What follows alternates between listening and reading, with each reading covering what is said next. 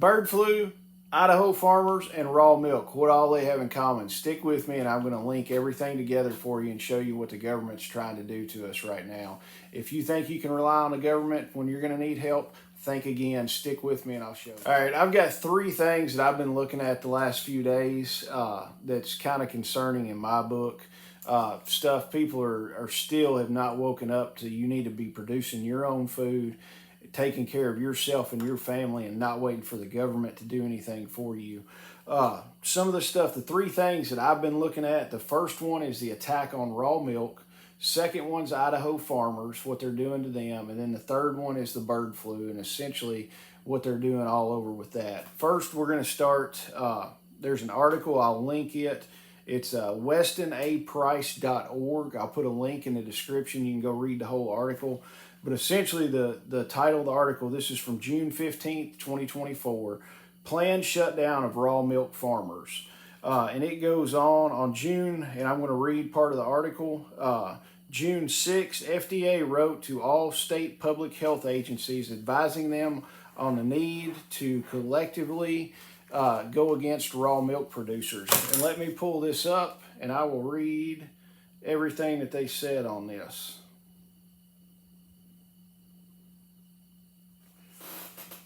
All right, here it is. On June 6th, the FDA wrote to all public health and agriculture agencies advising them on the need to, quote, collectively work to address new developments related to the presence of a high pathogenic avian influenza, H5N1, in dairy cattle. They said, although admitting we do not know at this time if the H5N1 virus can be transmitted to humans through consumption of raw milk and products made from raw milk from infecting cows. Essentially what they're trying to do is shut down a lot of the raw milk producers. They're wanting to say, hey, you've got raw milk and it's bad, and the bird flu is getting into the raw milk and it's going to affect people and kill them, and the catastrophe's coming. It's a load of bullshit, honestly, in my opinion. It's just another way for the government to step in and try to shut down some of these small mom and pop raw milk producers. In my opinion, if the government says it's bad, it's good for you. So raw milk has tons of advantages. I personally don't drink a lot of milk, so I'm not seeking out raw milk. I just don't consume a lot of milk. But if I did, I would be using raw milk for me and my family. But that's just another thing to be on the lookout. I'll link the description for you, and you can read the whole article. I'm not going to sit here and read it. But essentially, they're telling all these state agencies that, hey, you need to go in and, quote, test these cows to make sure they don't have the bird flu. Using bogus tests and stuff like that. I mean, they can't even do a test to, say, yes, it has it. And if they do have a, quote, test, it might just be some made up crap that they can say, oh, yeah, you've got it. We're going to have to take your dairy cows, or you can't sell your milk for a certain amount of time because they're going to be infected. Second thing, I know probably everybody's heard the Iowa farmers have got their crops planted, and then the government, the Idaho Department of Water Resources is the one that's in charge of it. Essentially, they came in and said, sorry, you got your crops planted. We've already used too much water out of the aquifers. You're not going to be able to irrigate your crops. So essentially, the farmers planted all these crops, and then the state said, hey, we're not going to give you any water for it, so pretty much you're screwed is what's going to happen. That happened earlier this month. This article is idahopress.com. It came out June 19, 2024. And the name of it, Idaho Farmers Water Shutdown. Apparently, this says the Idaho Department of Water Resources has lifted the water order. But as you read on in the article, it says a deal was made to save 330,000 acres of farmland. Now they're waiting.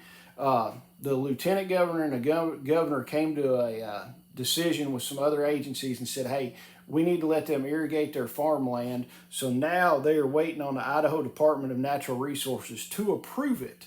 So the article pretty much said, hey, it's been lifted, but when you read on in the article, the governor and lieutenant governor came up with a solution, and they're going to have to wait for the Department of Water Resources to approve it. So it's not 100% done. One of the things with that article is this is just for 2024. So even if they've solved the problem, they've only kicked the can down the road for another year. It's not a long-term solution. Anytime the government can come in and say, hey, we're cutting your water off and you can't irrigate your crops, you're beholden to the government. If they say, hey, you've got to stand on your head and count to 200 and we'll turn your water back on, if you're not anywhere self-sufficient and self-reliant on yourself, you're going to be turning and standing on your head and counting to 100 for the government to turn your water back on, just like some of the jabby jab stuff that happened, a few years ago. So that's the whole thing. Start collecting rainwater. This comes back to a self-sufficiency and a small agricultural thing. Try not to rely on these huge, massive corporate farms. Grow as much stuff as you can at your own place. That's what I'm trying to do here with the meat, vegetables, fruits, and stuff like that. We try to raise as much stuff as we can so we're not beholden to the commercial agricultural practices where if you can't get it, you're pretty much screwed. Raise all your own stuff. I mean, we're trying to educate people with our festival, with classes we're doing. Last Saturday, a week ago, we had a chicken processing class. People came in and we showed them start to finish, from the chicken being alive, how to take the live chicken and turn it into something that you could eat, and it is vacuum sealed, ready for your freezer. We taught people how to do that. People were excited about doing it. They're like, this is one step closer for us to be more self-sufficient. I mean, pretty much anybody in any backyard can raise some chickens for eggs or for meat. I mean, it's not that hard a thing to do. But you got to wake up. The government's not going to help you. The government is trying to shut down your food supply and farmers as much as they can, and people are just sitting there taking it, going, oh, well, it'll be okay. We'll get through this little bird flu thing, which in my opinion is a load of shit anyway. We'll get through this bird flu thing, and then everything will be fine. And then it's going to be the next pandemic that they're going to put out. Now they're saying that the bird flu will get into cattle. It'll get into all these other animals, and it might, but who knows? I mean, it's just stupidity. And leading into the bird flu, one of the things I saw is there was a post on X or Twitter, whatever you want to call it. The post was in the headline, Australia mandates food ration to prepare for bird flu pandemic. And of course, the fact checkers fact check this thing. And I don't know if it's a true post or not, if they're really doing it. The fact checker said, no, there's never been anything that happened with that. I can't tell you for sure or not. But to read on in there, one of the funny things is the Food Standards Australia, New Zealand put out a statement, and this is, quote, there is no evidence to show the virus can be transmitted to people through properly prepared food, unquote. So that kind of brings you back. That government agency is saying, hey, there's no way that this thing can be transmitted from properly prepared food. But of course, the government is going to say what is properly prepared and what's not properly prepared. So that goes back to your raw milk. I've talked to a lot of people extensively about raw milk and stuff like that. Raw milk, the only time raw milk will get contaminated is if the animal's udders or teats are not clean, or you're putting it in a non-sterile glass. The milk that is coming out of that animal is perfectly clean. There's no bacteria, anything in it. What happens, the bacteria gets in there from non-sanitary practices from the person that's milking it. So if there's no way for this virus to transmit into properly prepared food items, why is everybody worried about it and killing all these birds? They're killing all these birds saying, oh, we've got to kill all these egg-laying birds. But if you properly prepare that egg to the government standards, there's no reason that the virus will be in there. So why are we killing all these birds? And if you cook your chicken or your poultry correctly by the government standards, there's no reason for this virus to be in the food supply. So why are we killing these birds? It does not make sense. The government's saying one thing and then doing the other. I know when I wrote down a thing, this is from abc.net.au, and it's dated June 18, 2024. There's a Victorian farm that's set to destroy 1 million birds. It's 7 poultry farms housing egg layers and ducks for meat. So right now, Australia is getting ready to kill over 1 million birds, meat birds and egg laying birds, just because they're scared of the bird flu. But then they're saying, hey, it can't pass through for properly prepared meat. Guys, watch out for this stuff. It's really ridiculous what's going on in the world. And the purpose of this video is to let you know what's going on and to give you a solution to this.